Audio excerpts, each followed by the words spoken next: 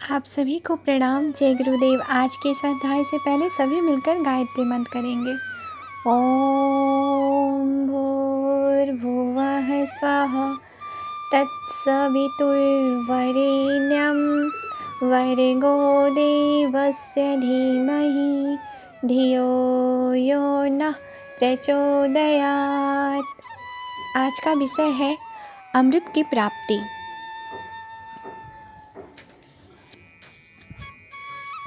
यह परमात्मा ही प्रलय काल में भी जागृत रहता है।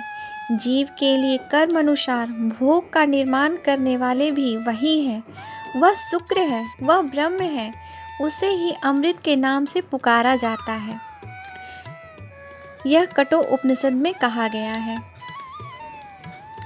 इस श्लोक से यह सिद्ध होता है कि परमात्मा ही वह अविनाशी तत्व है जिसे प्राप्त करने से मनुष्य का जीवन उद्देश्य पूरा किया जा सकता है।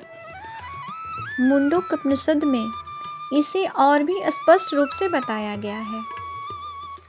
हे सौम्य, तू उसे वेदन करने के योग लक्ष्य को वेद डाल जो तेजस्वी,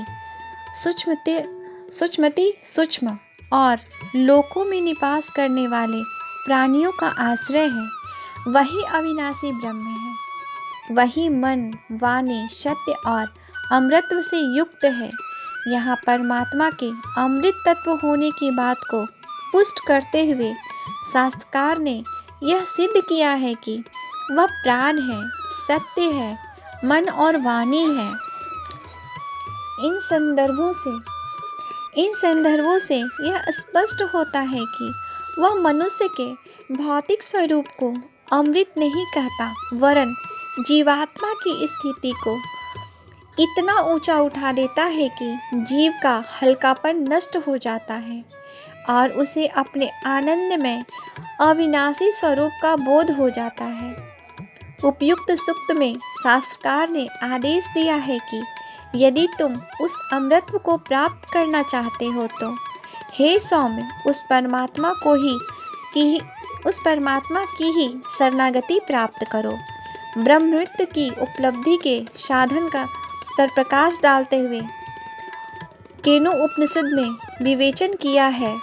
परमात्मा से प्रकट हुआ ज्ञान ही यथार्थ है, क्योंकि इसके द्वारा अमृत तत्व की प्राप्ति होती है। आत्मा से परमात्मा को जानने की प्रेरणा प्राप्त होती है और ज्ञान से अमृत स्वरूप ब्रह्म को प्राप्त हो जाता है। हमारे महापुरुष सदैव इस बात पर जोर देते आए हैं कि मनुष्य ज्ञानवान बने। विद्या को मनुष्य का आभूषण बताया है और कहा है कि ज्ञान ही तुम्हें बंधन से मुक्त करेगा और अमृत तत्व प्रदान करेगा। पर उन्होंने यह बात भी स्पष्ट कर दी है कि यह विद्या लौकिक नहीं हो सकती। यथार्थ विद्या ब्रह्म विद्या है। उसका मनन करने से आत्मा के रहस्य ज्ञात होते हैं, वास्तविक स्वरूप का ज्ञान होता है और यह ज्ञान ही मनुष्य को सृष्टि के आदि कारण परमात्मा को जानने की प्रेरणा करता है। विद्या के विशुद्ध ग्रहणीय स्वरूप का और भी विवेचन ईर्षो उपनिषद में हुआ है। जो मनुष्य विद्या रूप ज्ञान तत्व और अविद्या रूप कर्म तत्व को साथ ही साथ जान लेता है, वह कर्मों के अनुष्ठान से मृत्यु को पाकर ज्ञान के अनुष्ठान से अमृत तत्व का उपभोग करता है। उपनिषद की यह सभी प्रकरण अमृत तत्व के अस्तित्व को स्वीकार करते हैं, पर साथ ही मनुष्य को भूल न होने देने के लिए भी आगाह कर देते हैं। अमृत मौलिक अर्थ में मृत्यु से छुड़ाने वाला पदार्थ है।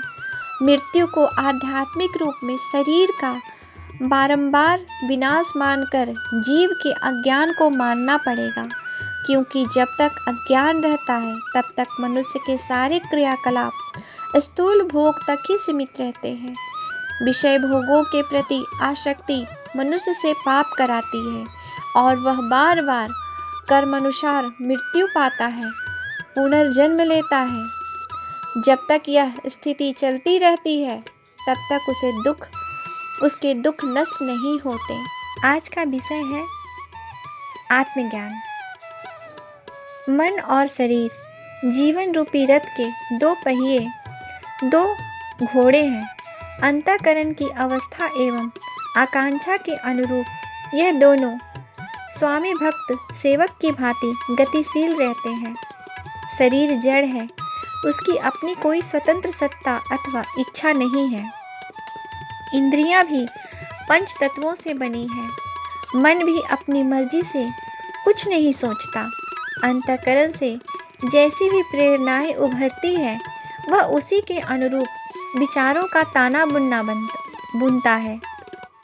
अंतः प्रेरणा के निर्देशों को पूरा करना मात्र उसका काम है। सज्जनों का चिंतन और कर्तव्य एक तरह का होता है और दुर्जनों का दूसरी तरह का। इन दोनों ही प्रकार की प्रवृत्तियों में शरीर और मन सर्वथा निर्दोष होते हैं। दोषी अंतःकरण होता है, जिसमें जमे संस्कार भली बुरी प्रेरणाएं उभारने का कारण बनते हैं। आत्मज्ञान का अर्थ है अंतर आत्मा के गहन स्तर को स्पर्श करना, कुसंस्कारों का परिशोधन करना या आस्था एवं अनुभूति उत्पन्न करना कि हम सत्य चित आनंद परमात्म सत्ता के अविच्छिन्न अंग हैं। पूर्णता हमारा लक्ष्य है। आत्मज्ञान की भूमिका में जगा हुआ जीवात्मा संकीर्ण स्वार्थपरता की परिधि को लांघकर सब में अपने को और अपने में सब को देखता है। इसलिए वह जो कुछ भी करता एवं सोचता है, वह व्यापक लोकहित मानव मात्र के कल्याण को ध्यान में रखकर उसके हर क्रियाकलाप में आदर्शवादिता ही उभरती है, छलकती दिखाई पड़ती है। ऐसे आत्मज्ञानी अभावों एवं संकटों में रहते हुए भी अंतःकरण में सदा असीम आनंद एवं संतोष की अनुभूति करते हैं। यह एक ऐसी स्थिति है जिसके विषय में बृहदारण्यक उपनिषद का ऋषि कहते हैं, वह एक ऐसी पूर्ण चैतन्य आनंदमय सत्ता है जिसे ज्ञान से सब कुछ जान लिया जाता है, अर्थात कुछ भी जानने को शेष नहीं रहता। आत्मवेता सर्वत्र होता है, क्योंकि दृष्टा का अनुभव ही विश्व का विस्तार है। निद्रा से टूटने पर स्वप्न की स्थिति मिट जाती है। आत्मज्ञान के प्रकाश में यह अनुभव होता है कि संसार की सत्ता आत्मा के बाहर नहीं है। भगवान बुद्ध आत्मज्ञानी होते ही दिव्य मानव बन गए। यह अंतर जागरण का ही प्रतिफल था, जिसके कारण उन्हें सब में आत्मसत्ता का प्रकाश दिखाई पड़ने लगा। आत्मज्ञान ही चरम उपलब्धियों के लिए तत्व दर्शन को समझना जितना आवश्यक है, उतना ही साधना का मार्ग अवलंबन भी अनिवार्य है। इसका विषय है स्वर्ग मुक्ति। स्वर्ग मुक्ति तो इस पथ में पड़ने वाली एक सराय के समान है, जो इस राह के सभी पथिकों को एक न एक दिन अवश्य मिलता है। जिस प्रकार तीर्थाटन करने वाले यात्रियों के लिए धर्मशाला उसका गंतव्य नहीं है, वह तो एक पड़ाव है, उसी प्रकार जीवन का लक्ष्य मुक्ति नहीं है, वह गौण है। प्रधान तो जीवन की पूर्ण अनुभूति करना है। जो इस राह पर निकल पड़ता है, मुक्ति का आनंद अनायास उसे हस्तगत हो जाता है।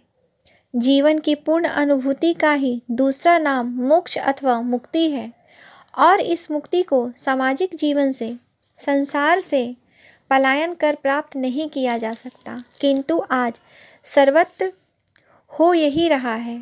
हम मुक्ति को प्रमुख मान बैठे हैं और जीवन जो सर्वाधिक महत्वपूर्ण और मूल्य है, उसे अप्रधान मानने लगे हैं।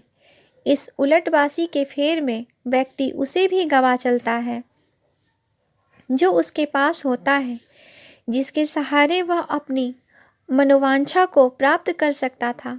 पर उस बुद्धि विपर्ण को क्या कहा जाए जो चावल को गौण और भूसे को प्रमुख मानने लगा है। किसान खेत में धान बोता है, धान होता है और उसके साथ भूसा भी मिल जाता है, किंतु किसान का उद्देश्य भूसा पैदा करना कदापि नहीं था।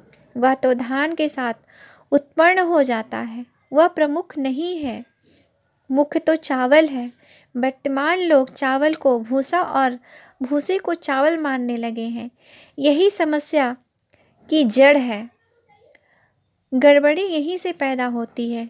बोया भूसा को जाता है और आशा चावल की जाने लगती है। परिणाम यह होता है कि न भूसा पैदा होता है न चावल। भूसा जो हाथ में था वह भी बर्बाद हो जाता है। व्यक्ति खाली हाथ रह जाता है। तब वह धर्म को ढोंग प्रपंच कहकर पुकारने लगता है। कहने लगता है कि धर्म बेकार की चीज़ है, वह मिथ्या है, झूठा है, जबकि यथार्थ इसके बिल्कुल भिन्न है। लियो टॉल्स्टॉय की एक लघु कथा है कि एक आदमी से कहा गया कि एक दिन में तुम इस धरती की जितनी दूरी नाप सकोगे वह सब तुम्हारी हो जाएगी। बेचारा भूख प्यास की परवाह किए बिना दौड़ पड़ा। दौड़ता रहा, चिलचिलाती धूप में भी नहीं रुका, भागता ही रहा। पर आखिर कब तक दौड़ता रहता? एक स्थान पर गिरा और तड़पता हुआ शांत हो गया। उसकी मृत्यु हो गई। एक समझदार आदमी उधर से गुजरा तो उसकी मूर्खता पर हंस पड़ा। मन में विचार की कि इसे इतनी ही जमीन की तो आवश्यकता ही थी, अनावश्यक क्यों भागता फिरा। प्रस्तुत प्रसंग आज के व्यक्तियों पर अक्षरशः लागू होता है। मुक्ति की खोज में हम जीवन से भाग रहे हैं। फलतः न मोक्ष मिलता है न निश्चिंतता का जीवन जी पाते हैं। सच्चाई तो यह है कि जीवन में ही मुक्ति दूध पानी की तरह समाई हुई है। जब जीवन कर्तव्यों और उत्तरदायित्वों के साथ समग्र रूप में प्रकट होता है तो सारी बाधाएं, सारी कठिनाइयाँ, समस्त बेड़ियाँ स्वतः टूट जाती है और आदमी मुक्त हो जाता है। अधूरा जीवन बंधन है, पूर्ण जीवन मुक्ति। मुक्ति लक्ष्य नहीं है, वह तो एक शाखा है, जीवन की एक शाखा। संपूर्ण जीवन ही मनुष्य का सदा से लक्ष्य रहा है। मुक्ति इसी से संभव है। जो मुक्ति को जीवन का चरम लक्ष्य होने का नारा देते हैं वे एक प्रकार से मनुष्य को मृत्यु की ओर धकेलते हैं, समाज को भ्रम जालों में उलझाते हैं और संसार को दिग्भ्रांत करते हैं। इस प्रकार की मुक्ति निश्चय ही आत्मघाती है। जो मुक्ति व्यक्ति को जीवित स्थिति में ही पूरी सफलताओं के साथ, आनंद के साथ, दायित्वों कर्तव्यों के साथ मिलती है वही शाश्वत और सनातन है। सत्य और तथ्य इसी में निहित है। प्रत्येक को ऐसे ही मोक्ष की कामना करनी चाहिए। आज के लिए यहीं तक। आप सभी को प्रणाम। जय गुरुदेव। आज से इस उपासना समर्पण योग का पुस्तक समाप्त हो चुका है। अगली बार हम किसी और पुस्तक का स्वाध्याय करेंगे। आप सभी को प्रणाम।